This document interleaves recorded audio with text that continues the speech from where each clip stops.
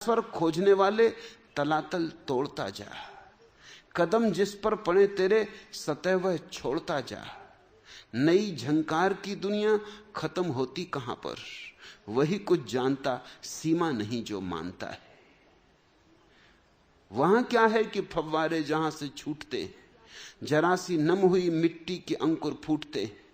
बरसता जो गगन से वह जमा होता मही में, उतरने को अतल में क्यों नहीं हट ठानता है। हृदय जल में सिमट कर डूब, इसकी थाह तो ले, रसों के ताल में नीचे उतर अवगाह तो ले। सरोवर छोड़कर तू बूंद पीने की खुशी में गगन के फूल पर शायद वृथा संधानता है। आकाश की तरफ देख रहे हो और वह भीतर छिपा है। गगन में खोज रहे हो, चांद तारों से पूछ रहे हो।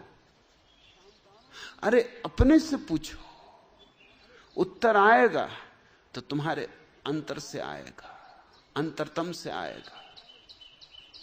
वही है वेद, वही है कुरान, वही है बाइबल, और सब तो आदमी की बौद्धिक कलाबाजियां हैं। मन से छूटो, मन की सतत उलझनों से छूटो। धीरे धीरे मन के साक्षी बनो, मन को देखो, लड़ो भी नहीं और मन के साथ चलो भी नहीं। सिर्फ दृष्टा मन के, और तुम चकित हो जाओगे। जैसे जैसे दृष्टा का भाव थमेगा, ठहरेगा, सघन होगा, वैसे वैसे मन विरल होगा, विलीन होगा, विसर्जित होगा। जिस दिन तुम्हारा साक्षी भाव, दृष्टा भाव पूर्ण हो जाएगा, उसी दिन मन शून्य हो जाएगा। बस मन शून्य हुआ, साक्षी पूर्ण हुआ कि तुम आ गए मंदिर के द्वार पर, तुम आ गए परमात्मा के द्वार पर।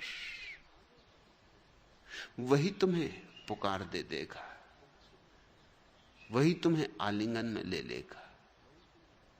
मत खोजो उसे, सिर्फ पात्र बनो। खोजेगी बुद्धि, पात्र बनना होगा हृदय से। ये दोनों अलग अलग बातें। खोजना तो बुद्धि का धंधा है, इसलिए बुद्धि विज्ञान में ठीक है, विज्ञान में खोज चलती। हृदय खोजता नहीं, हृदय स्त्रीण है, प्रतीक्षा करता है, प्रार्थना करता है। बुद्धि आक्रामक है, करीब करीब बलात्कारी है। इसलिए विज्ञान ने प्रकृति पर बलात्कार कर दिया है। बुद्धि पुरुष है और हृदय स्त्रीण है। हृदय ग्राहक है। हृदय ऐसे है जैसे स्त्री का गर्भ। तुम बुद्धि से हृदय की तरफ सरको। ये सोच विचार छोड़ो कि ईश्वर कहां है, क्या है, कैसे खोजूं। विद्याधर, ये सब विद्या भूलो। ये ज्ञान सब उधार और बासा है। जानो कि मैं अज्ञानी हूं,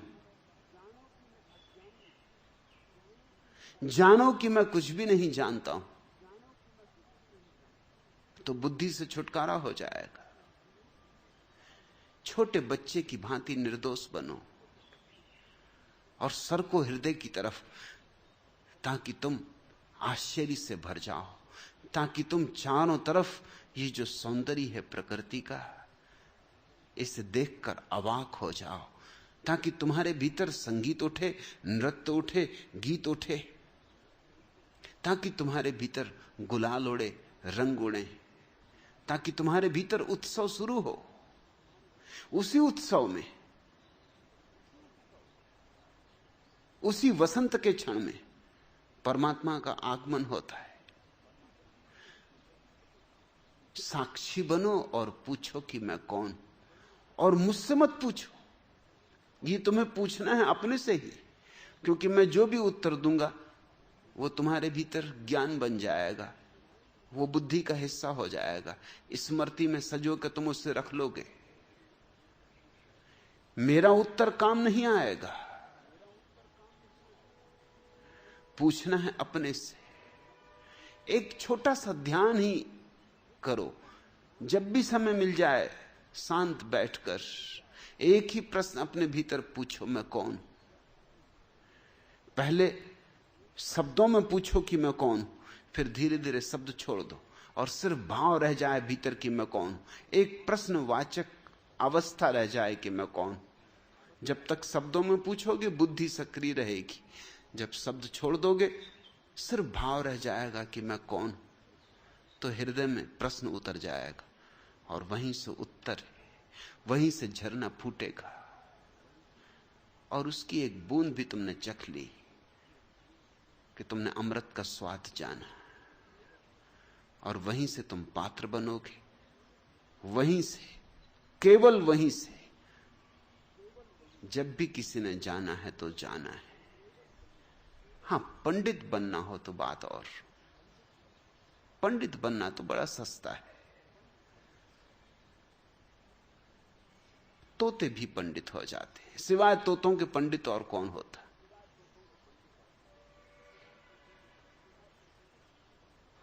पांडित्य से बचो, विद्याधर तुम्हारा नाम खतरनाक है। अपने अज्ञान को स्मरण करो, कहीं इस नाम में भरोसा ना कर लेना। नाम बड़े धोखे दे रहे हैं।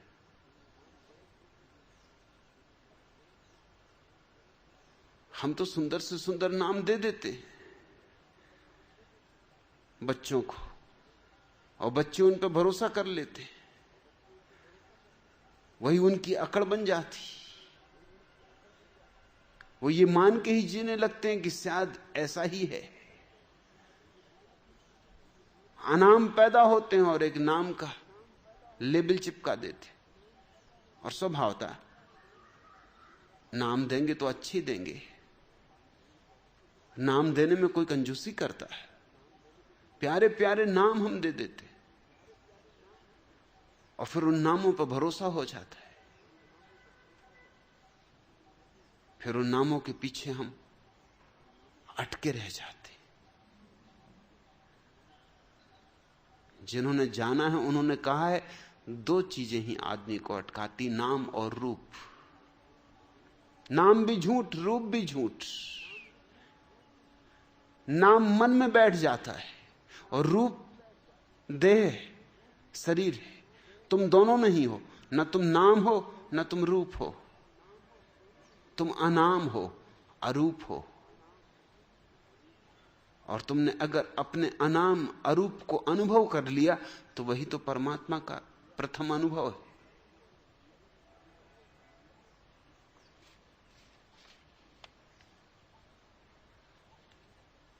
दूसरा प्रश्न, भगवान आप कहते हैं सन्यासी को सृजनात्मक होना चाहिए, सो मैंने काव्य सृजन शुरू कर दिया है, मगर कोई मेरी कविताएं सुनने को राजी नहीं। आपका आशीष चाहिए। सीता, मैया यह तो खतरनाक काम शुरू किया।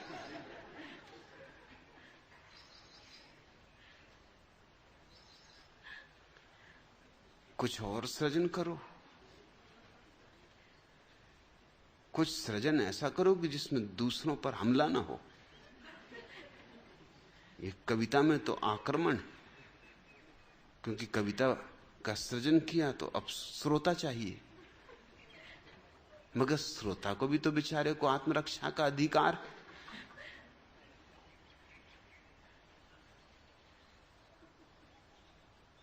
एक आदमी कुएं में गिर गया था, चिल्ला रहा था बचाओ बचाओ।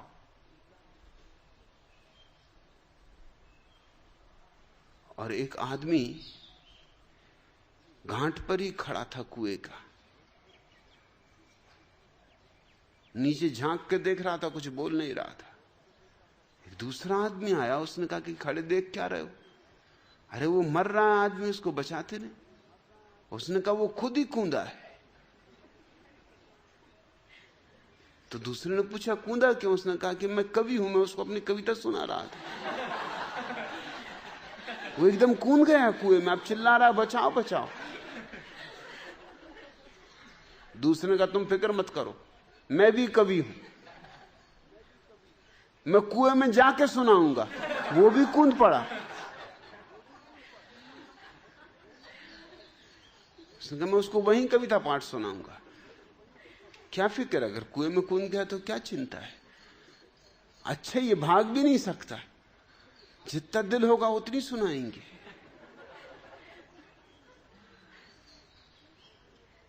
मैंने तो सुना है एक गांव में इतने कवि हो गए कि हालत बदलनी पड़ी। मतलब श्रोताओं को बिठाना पड़ा मंच पर।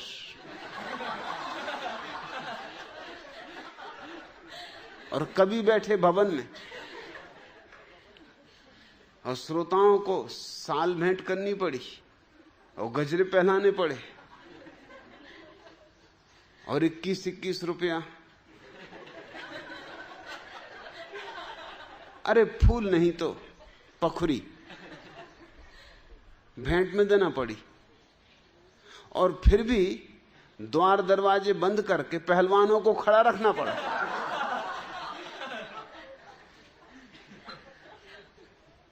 कोई भाग ना जाए। फिर डट के चला कवि सम्मेलन।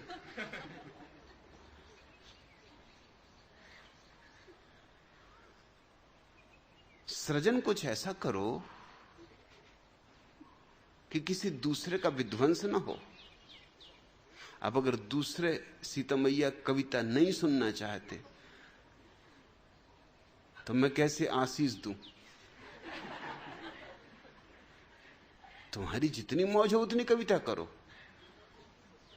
मगर खुद ही पढ़ो, खुद ही गुनगुना लिए एकांत में, खुद ही अपनी पीठ थपथपा लिए।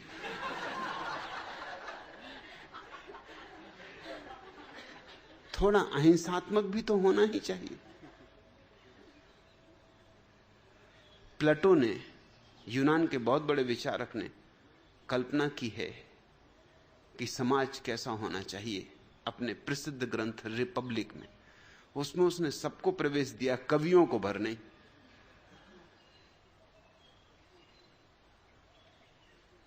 पहले जब मैंने ये बात पढ़ी तो मैंने कहा ये तो बात ठीक नहीं हुई। क्यों कवियों के साथ ये विरोध? लेकिन फिर जब कवियों को मैंने सुना तो मजबूरन मुझे प्लेटो से राजी होना पड़ा। मैंने कहा कि उसने बात पते की कही।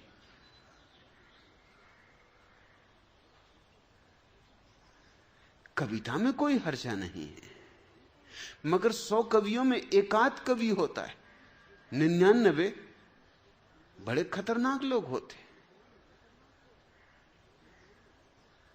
सिर खा जाते हैं दूसरों का। तुकबंदी को कविता समझ लेते और तुकबंदी करने में कोई कठिनाई है?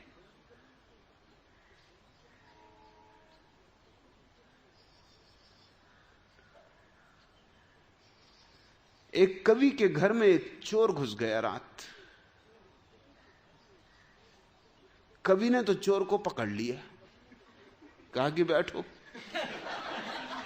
अब आ ही गए तो सुन के ही जाना पड़ेगा। चोर ने कहा भैया हाथ जोड़ते, मुझे जाने दो, मुझे दूसरे भी काम करने हैं और मैं गलती से आ गया, अब कभी नहीं आऊंगा।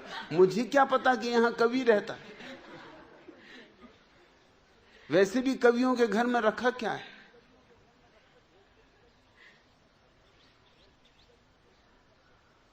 मेरी भूल का मुझे इतना दंड मत दो, मगर कभी कहीं सुनने वाला था।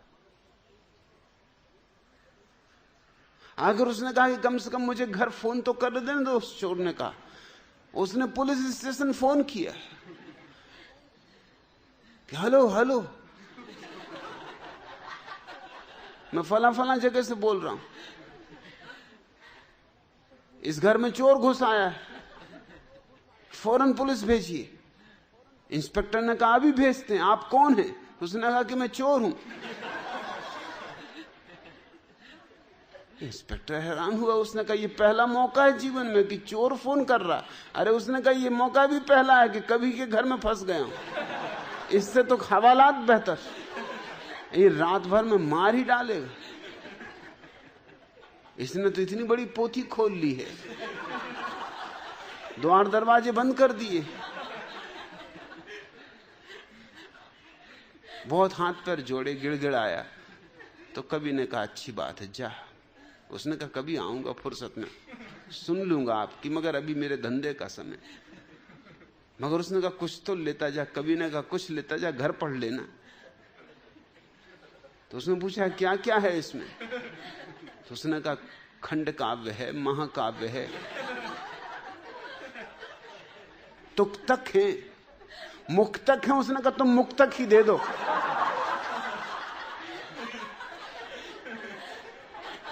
क्योंकि मैं मुक्त होना चाहता हूं। सीता मैया, वो तो मैं ठीक कहा हूं कि सन्यासी को सृजनात्मक होना चाहिए। जो भी करो उससे इतने प्रेम से करो, इतने आह्लाद से करो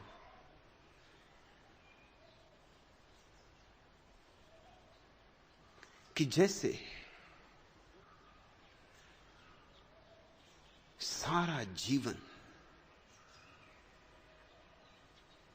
उसी कृत्य को करने के लिए बनाओ, जैसे कल होगा ही नहीं और आज जो कर रहे हो उसमें अपने को पूरा उंडेल देना है। जो भी करो उसे इतने उत्सव और अनुग्रह भाव से करो कि परमात्मा ने इतना किया है हमारे लिए। परमात्मा कहो, अनजान प्रकृति कहो, अज्ञात ऊर्जा कहो, जो भी नाम देना चाहते हो, आबासा, कोई भी नाम ठीक है। इतना तय है कि कोई अज्ञात ऊर्जा बहुत कुछ कर रही, अन्यथा हम कैसे होते, चांद कैसे होता, तारे कैसे होते, वृक्षों में फूल कैसे लगते, पक्षियों के कंठों में गीत कैसे जन्मते, ये जो दूर से कोयल कूकने लगती है, ये जो पपीहा पुकारता है, पी कहां, ये सारा सौंदर्य है। ये एक एक तितली के पंखों पर ऐसा रंग, एक विराट सृजनात्मक शक्ति काम कर रही है। तो तुम जो भी करो इसे अपना अनुदान समझो इस विराट सृजनात्मक शक्ति के साथ सहयोग का। मेरे देखे परमात्मा अगर सृष्टा है तो तुम जब भी कोई सृष्टा की अवस्था में पहुंचते हो तो परमात्मा से तुम्हारा तालमेल हो जाता है। इसलिए सृजन से बड़ी कोई प्रार्थना नहीं। रोटी बनाओ, सीता मैया चलेगा, इसी ख्याल से बनाओ कि राम जी के लिए बना रही हो। जिसके लिए भी बना रही हो उसके भीतर ही राम है। अब धनुर्धारी राम के लिए मत बैठे रहो, आजकल कहां धनुर्धारी राम मिलेंगे। हो सकता है सूट पैंट पहने हुए, टाई वगैरह लगाया है, कोई फिक्र नहीं, किसी शक्ल में आए पहचानो। एक गांव में बड़ा उपद्रव हो गया, मैं उस गांव में ठहरा हुआ था। गांव के कॉलेज के लड़कों ने एक ड्रामा किया हुआ था, झगड़ा हो गया, डंडे चल गए, छोटी सी बात पर, क्योंकि लड़कों ने तो एक हास्य नाटक का आयोजन किया था, हंसी की बात थी। लेकिन भारत तो हंसना ही भूल गया है। भारत तो ऐसा गंभीर हुआ है, ब्रह्मज्ञानियों ने ऐसी कुटाई पिटाई की है भारत की। ब्रह्मज्ञानी ऐसा कचरा लाद गए हैं लोगों के ऊपर ओंठ सी गए, हंस नहीं सकते। हंसना कुछ अधार्मिक मालूम होता है। वो तो उन्होंने मजाक थी, मगर गांव के लोग तो समझे नहीं। झगड़ा हो गया। मजाक ये थी कि रामचंद्र जी सूट पहने हुए, टाई बांधे हुए, बगल में 16 हेड दबाए हुए, और यहां तक भी तो ठीक था, सीता मैया एड़ीदार जूते पहने हुए हैं और सिगरेट पी रही। बस गांव ने कहा कि हद हो गई, सीता मैया और सिगरेट पी रही, मारो इनको। पर्दे फाड़ दिए, पिटाई कुटाई हो गई, सीता मैया की पिटाई हो गई। रामचंद्र जी की छीन ली टाई और कहा कि शर्म नहीं आती। धनुर्धारी राम होते वो ही सज्जन, तो यही उनके पैर छूते। गांव में जहां भी रामलीला होती, जो भी राम बन जाए, गांव के लफंगे से लफंगा आदमी राम बन जाए, और लफंगों के सिवा और कौन बनता? किसको पड़ी फुर्सत, किसको समय? तो लोग पैर छूते हैं, चढ़ोतरी चढ़ाते हैं, पूजा करते हैं, आरती उतारते, और जानते हैं भली बात की गांव का लफंगा यही उपद्रव कल करेगा, और कल कर रहा था उपद्रव। अभी रामचंद्र जी बना हुआ बैठा रथ में, शोभा यात्रा निकल रही, बारात जा रही जनकपुरी। भली भांति लोग जानते हैं कि सीता मैया मैया मैया ही नहीं है, ये भी गांव का एक छोकरा बना बैठा है, मगर उनकी भी पूजा चल रही है। मगर वहां लोग गुस्से में आ गए, दंगा फसाद हो गया, छोटी सी बात पर। और ज्ञानी तुमसे कहते रहे कि सब में राम देखो, तो टाई बांधे हुए राम में कोई अड़चन है? टाई क्या राम को खत्म कर देगी? टाई का इतना बल? ये निर्बल के बल राम, टाई ने मारा, टाई ने बिगाड़ा। अरे सीता मैया ने पी ली सिगरेट तो पी ली, थोड़ा निकोटिन चला गया भीतर तो क्या बिगड़ता है?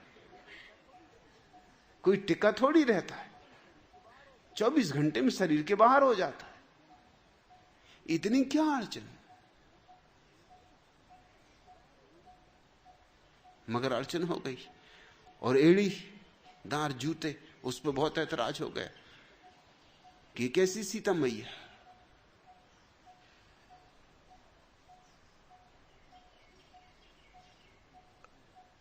तो मैं तुमसे कहूंगा, चाहे रोटी बनाओ, चाहे कपड़े सियो, चाहे घर साफ करो,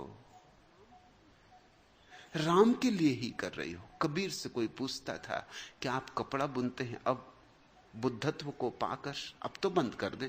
उनके शिष्य कहते हैं अब हम राजी हैं, जो आपको चाहिए, हमारे रहते आप क्यों कपड़ा बुने? कबीर कहते लेकिन नहीं, राम जी मेरे कपड़े बहुत पसंद करते, और जब गांव में जाते थे बेचने कबीर अपने कपड़े, तो हर ग्राहक को कहते थे कि राम जी ले जाओ। राम जी के अलावा कोई था ही नहीं।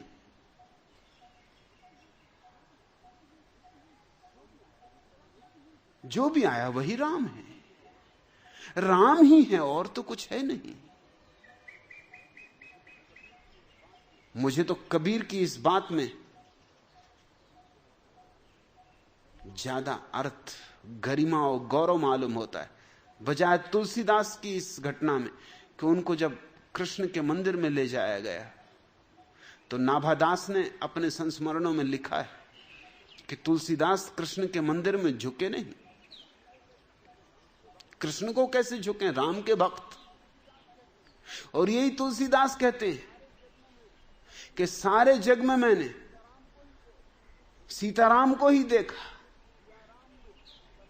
सियाराम में सब जग जानी, और भूल गए वहां सब में देख लिया। कविता ही कर रहे हैं मालूम होता है, तुकबंदी बिठा रहे हैं मालूम होता है, कृष्ण में नहीं देख सके। नाबादास ने लिखा है कि तुलसीदास ने कहा कि मैं नहीं झुकूंगा, तुलसी झुके न माथ। जब तक धनुष बाण हाथ में नहीं लोगे तब तक मेरा माथा झुकने वाला नहीं। बाबा तुलसीदास की असलियत जाहिर हो गई। वो सारे जग में जो राम को देखा था वो कविता ही थी, वो जीवन अनुभव नहीं था। कृष्ण में भी ना देख सके राम को, कृष्ण के सामने भी झुकने से इंकार कर दिया। धनुष बाण ले हाथ तब झुकेगा, तुलसी का माथा तब झुकेगा। तो ये तो भक्त भगवान पे शर्त लगाने लगा कि मेरी शर्त पहले पूरी करो। ये झुकना भी बेशर्त ना रहा, ये समर्पण भी सशर्त हो गया, और सशर्त समर्पण मर गया, आत्महत्या हो गई उसकी, गले में फांसी लगा के मर गया। सशर्त कोई समर्पण होता है कि मैं ऐसा करूंगा कि मैं वैसा करूंगा, तो समर्पण तो बेशर्त होता है। समर्पण तो कहता है जो तेरी मर्जी, अगर तेरी आज मर्जी ऐसी है कि मोर मुकुट बांध के खड़ा है तो चल, हम तुझे ऐसे में भी देखेंगे। ये तो कबीर ज्यादा ठीक काम कर रहे हैं। आम ग्राहक जो खरीदने चला आया है सामान, उससे कह रहे हैं राम जी ले जाओ, बहुत मेहनत से बुना है, यूं ही नहीं बुना है, बहुत प्रेम से बुना है। भीनी भीनी बीनी रे चदरिया, राम रस में डुबा डुबा के रंगा है, मस्ती में बुना है, गा गा के बुना है। गुनगुनाते थे और बुनते थे, डोलते थे और बुनते थे। निश्चित ही उनका खुमार, उनके भीतर की शराब फैल जाती होगी ताने बानों पर, जरूर कुछ ना कुछ छाप रह जाती होगी। और कहते थे कि इतनी मेहनत से बुना है, इतना मजबूत बुना है कि फाड़ना भी चाहोगे तो भी वर्षों लग जाएंगे, ले ही जाओ। तो वो कहते कि राम जी आएंगे बाजार में, खोजेंगे कि कबीर आया कि नहीं, और मुझे नहीं पाएंगे तो बड़े उदास होंगे। जीवन के अंतिम घड़ी तक कपड़े बुनते रहे। इसे मैं सृजनात्मकता कहता हूं। सृजनात्मकता से ये भ्रांति होती कि या तो मूर्ति बनाओ, या कविता करो, या पेंटिंग बनाओ। इस तरह की दो तीन चीजों से लोग सृजनात्मकता का अर्थ लेते। सृजनात्मकता का इतना ही अर्थ नहीं होता। यहां आश्रम में लोग आते हैं तो उनको जो सबसे ज्यादा बात छूती है, वो छूती है आश्रम में आनंद मग्न काम करने वाले लोग। चाहे वो संडास साफ कर रहे हो, क्योंकि यहां तो कोई नौकर नहीं है, एक भी नौकर नहीं है। नौकर की बात ही अमानवीय है। यहां तो सारा काम सन्यासी कर रहे हैं, और इसमें कोई भेदभाव ही नहीं। जो पाखाने साफ कर रहा है उसमें, और जो दफ्तर में बैठ के ध्यान विश्वविद्यालय का कुलपति है उसमें कोई भेद नहीं। वैसे भी भेद नहीं है। संडास और बाथरूम साफ करने वाले सन्यासियों में पीएचडी है, सवाल ही नहीं है कि कौन क्या कर रहा है। एक पीएचडी आश्रम की गाड़ियों को चलाते, ड्राइव करते, एक पीएचडी आश्रम के बगीचे में सब्जी उगाते। सृजनात्मकता का अर्थ इतना ही नहीं कि कविता करो, जो भी करो वो तुम्हारा ध्यान हो, मौज हो, मस्ती हो। फर्श साफ करो तो ऐसे जैसे परमात्मा के लिए किया जा रहा है। इसलिए आश्रम में तुम्हें एक ताजगी मिलेगी, एक सुवास मिलेगी, एक स्वच्छता मिलेगी, एक अलग गंध मिलेगी। और वो गंध है सृजनात्मकता की। जो भी जिस काम में लगा है उसमें ऐसे तल्लीन है कि वही पूजा है, वही प्रार्थना है। सीता मैया, कविता करो, कोई हर्जा नहीं, कविता में कुछ बुराई नहीं, मगर खतरा एक ही कि कविता काम की तो बहुत कम होती, और फिर कविता बन गई तो स्वभावतः ख्याल उठता है कि कोई सुने, कोई सुने ही ना तो कविता में सार क्या, कोई प्रशंसा करे, फिर मुसीबत शुरू होती। अगर ये स्वांता सुखाय हो तो ठीक, नहीं तो खतरा है। महान कवि डब्बू जी एक बार बीमार हो गए। बीमारी कुछ ऐसी कि डॉक्टरों की समझ में ना आए। अंततः हार कर उन्होंने डब्बू जी से ही पूछा कि आप ही बताइए, हम सब तो इस बीमारी को समझने में असमर्थ सिद्ध हो गए, आपने हमें हरा दिया, आप ही बताएं कि इस बीमारी की मूल जड़ क्या है। अरे आप तो महाकवि, आप तो बड़ी गहरी बातें खोज लाते, जरा अपनी बीमारी के बाबत भी कुछ बताएं। क्या आपको कोई मानसिक यातना सता रही है, कोई तनाव है, बात क्या है? डब्बू जी बोले, बीमार ना हूं तो और क्या हो। अरे पिछले 3 सप्ताह से एक भी श्रोता नहीं मिला। कविताएं भीतर उबल रही, श्रोता चाहिए। अब डॉक्टरों की खोपड़ी में कुछ सूझा। उन्होंने एक बहरे आदमी को 10 रुपए देकर राजी किया कि वह आज रात भर इस तरह से डब्बू जी की कविताएं सुनता रहे जैसे कि बहुत मजा आ रहा है। यही एकमात्र उपाय है डब्बू जी को मृत्यु से बचाने का। बहरा राजी हो गया। जब दूसरे दिन सुबह सुबह डॉक्टर आया देखने के लिए तो कि माजरा क्या है, तो उसके आश्चर्य का ठिकाना ना रहा। डब्बू जी तो एकदम स्वस्थ, प्रसन्न, प्रफुल्लित और आनंद विभोर होकर कविता पाठ कर रहे थे, और बेचारा बहरा श्रोता पता नहीं कब का मर चुका था।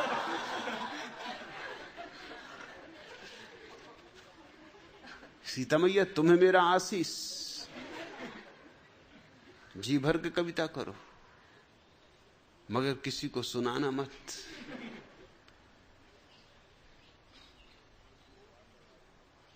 एकांत में द्वार दरवाजे बंद करके गुनगुना लेना, मैं सुन लूंगा।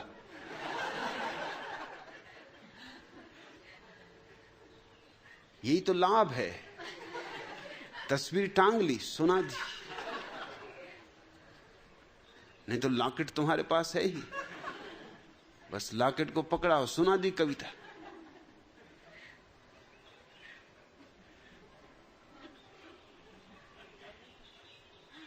तस्वीर तो मर नहीं सकती।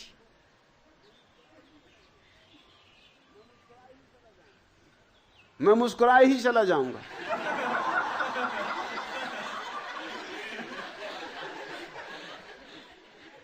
तुम भी खुश, मैं भी खुश, मगर सृजनात्मक को और विधाएं दो। सारा जीवन सृजनात्मक होना चाहिए, तो जीवन में एक प्रसाद आ जाता है, एक सौंदर्य आ जाता है।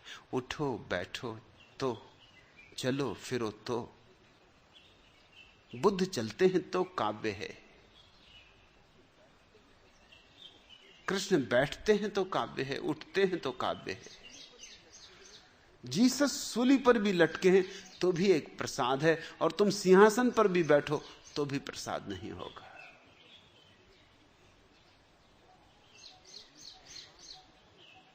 और ये सारी बात इसलिए संभव हो पाती है, चमत्कार इसलिए संभव हो पाता है जब तुम समर्पित हो परमात्मा को, अस्तित्व को, जब तुमने अपने अहंकार को अलग कर लिया। बस सृजनात्मक का अर्थ होता है अपने अहंकार को अलग कर लेना, और परमात्मा जो कराए करना उसके हाथों। बस उसके लिए एक माध्यम बन जाना। आए उसकी हवाएं ले चढ़े उड़ा के तुम्हें एक सूखे पत्ते की भांति तो उड़ना, आए उसकी नदी, आए उसकी बाढ़ ले चले बहा के तुम्हें सागर की तरफ तो बहना। परमात्मा जो कराए करना, सब छोड़ दो। अस्तित्व पर चिंता गल जाएगी, संताप मिट जाएगा। फिर यह भी हो सकता है काव्य उठे, गीत जन्मे, तब उन गीतों में बात और होगी। तब तुम्हें श्रोता नहीं खोजने होंगे, श्रोता तुम्हें खोज लेंगे।